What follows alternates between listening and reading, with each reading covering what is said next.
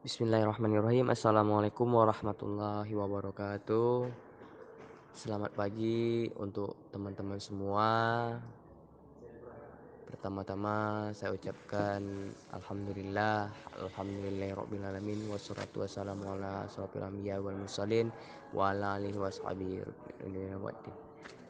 Asyhadu an la ilaha illallah wa asyhadu anna Muhammadar Rasulullah. Yang tidak perlu kita lupa panjatkan kehadirat Rasulullah sallallahu alaihi wasallam, dan juga puji syukur kita terhadap Allah Subhanahu wa taala karena berkat nikmat dan hidayahnya kita dapat kembali berkumpul dan belajar meskipun dalam keadaan daring, tidak tatap muka. Baik, di sini saya sebagai moderator dari kelompok 5. Nama saya Jasir Fernando. Saya sebagai moderator dari kelompok 5 yang akan menampilkan hasil makalah kami yang telah kami buat, yang akan disampaikan materi pertama yaitu materi A oleh Hasbi As-Sidiki. Baik, tidak memperpanjang mukadimah, kepada Hasbi saya persilahkan. Baiklah, saya Muhammad Asbi Asyidiki menjelaskan materi yang A, sejarah berdirinya Daulah Abbasiyah. Dinasti ini didirikan oleh Abdullah As-Safah ibnu Muhammad Ali ibnu Abdullah ibnu Al-Abbas. Orang Abbasiyah merasa lebih berhak daripada Bani Umayyah atas kekhalifahannya di Islam. Di antara yang mempengaruhi berdirinya Khalifah Bani Abbasiyah, adanya beberapa kelompok umat yang sudah tidak mendukung lagi terhadap kekuatan Bani Umayyah, yang notabene korupsi, sekuler, dan memihak sebagian kelompok di antaranya adalah kelompok Syiah dan Khawarij. Badriyatim 2008 49 sampai 50, serta kaum Mawali atau orang-orang yang baru masuk Islam yang mayoritas dari Persia. Jika pada masa Bani Umayyah lebih dikenal dengan ucapan ekspansinya, maka pada masa Bani Abbasiyah yang lebih dikenal adalah berkembangnya peradaban Islam.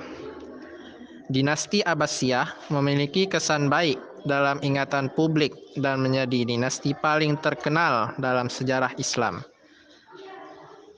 Diktrum dari Salabi Al-Mansur sang pembuku, Al-Ma'mun sang penengah, dan Al-Muqtadi sang penutup mendekati kebenaran. Setelah Al-Watsik, pemerintahan mulai menurun hingga Al-Mu'tasim Khalifah ke-37 jatuh dan mengalami kehancuran di tangan orang-orang Mongol. Sekian dari saya. Assalamualaikum warahmatullahi wabarakatuh. Baiklah, terima kasih kepada Saudari Hasbi yang telah menyampaikan materi A. Lanjut, tanpa memperpanjang mukadimah kembali, kita lanjutkan lagi ke materi B yang akan disampaikan oleh Muhammad Sayyiduddin. Kepada Sayyiduddin saya persilakan. Assalamualaikum warahmatullahi wabarakatuh. Saya Muhammad Sayyiduddin akan menjelaskan tentang materi B, perkembangan peradaban Islam Daulah Abbasiyah. Peradaban Daulah Abbasiyah ini sangat maju ketika kepemimpinan Khilafah Harun al-Rasyid putra al-Malik.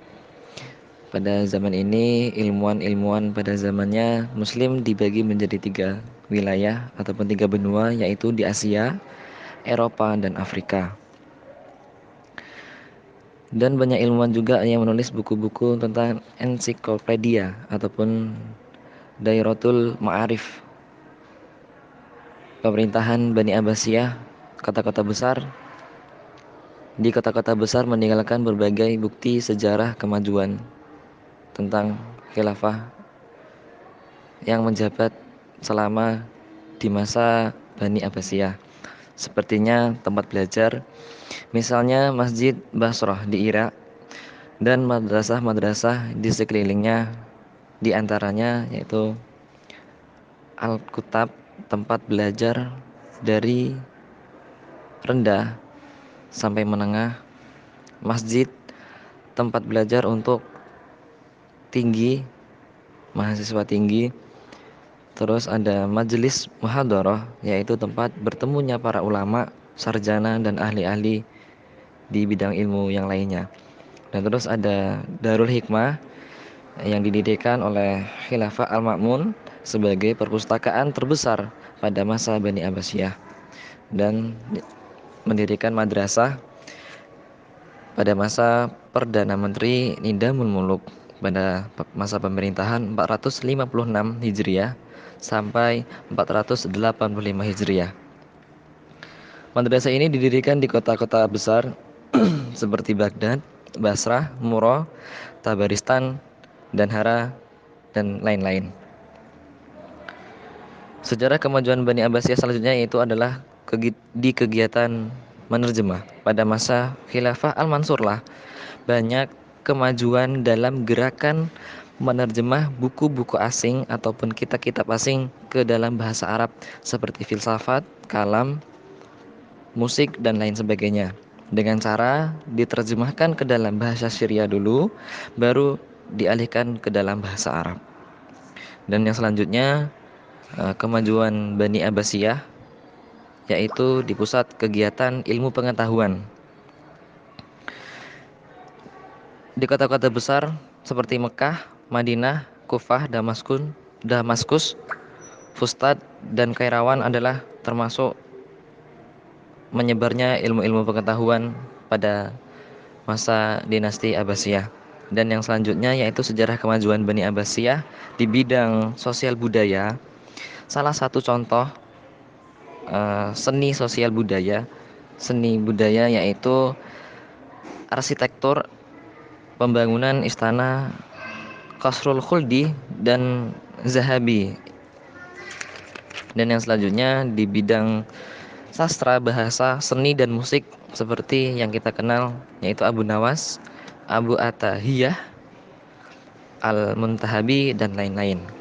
Dan yang terakhir di bidang politik dan militer. Pemerintahan dinasti Abbasiyah membentuk Departemen Pertahanan dan Keamanan yang disebut Diwanul Jundi, yaitu uh, tentang mempertahankan dan mengamankan dinasti Abbasiyah. Diwanul Jundi ini didasari karena adanya pemberontakan dan beberapa wilayah yang memisahkan diri dari pemerintahan dinasti Abbasiyah. Cukup sekian dari saya, mungkin banyak kurang dan salah. Saya mohon maaf yang sebesar-besarnya. Assalamualaikum warahmatullahi wabarakatuh. Oke, terima kasih kepada saudari Saifuddin yang telah menyampaikan materi B-nya. Baik, kita lanjutkan kembali lagi materi yang C yang akan disampaikan oleh Randy Firmansyah. Kepada Randy, saya persilahkan. Assalamualaikum warahmatullahi wabarakatuh. Perkenalkan, nama saya Randy Firmansyah. Saya akan menjelaskan materi C. Tokoh yang berperan dalam kemajuan peradaban Islam pada masa Daulah Abbasiyah. 1. Biografi Khalifah Abu Ja'far Al-Mansur.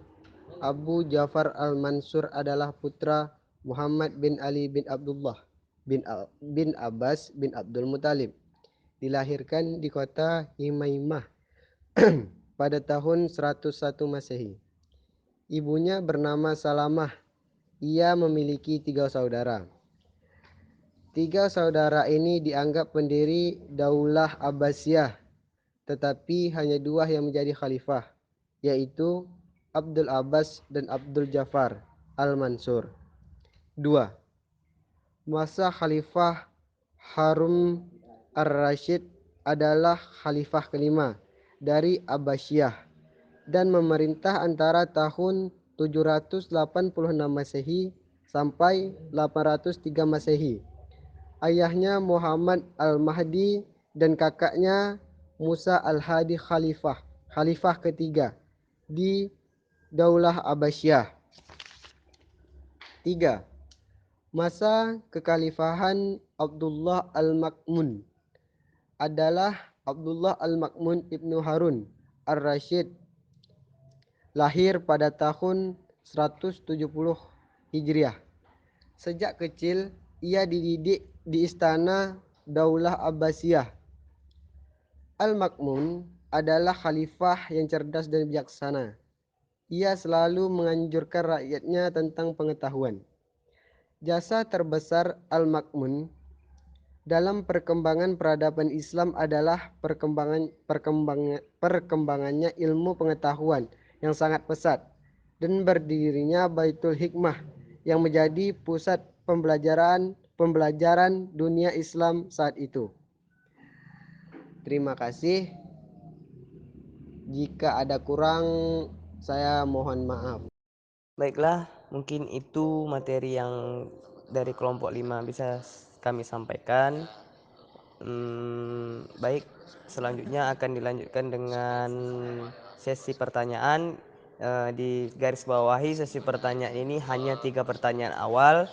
Kita bahas tuntas habis. Kalaupun sudah tuntas habis, baru kita akan tambah lagi dengan sesi pertanyaan yang kedepannya. Oke, terima kasih.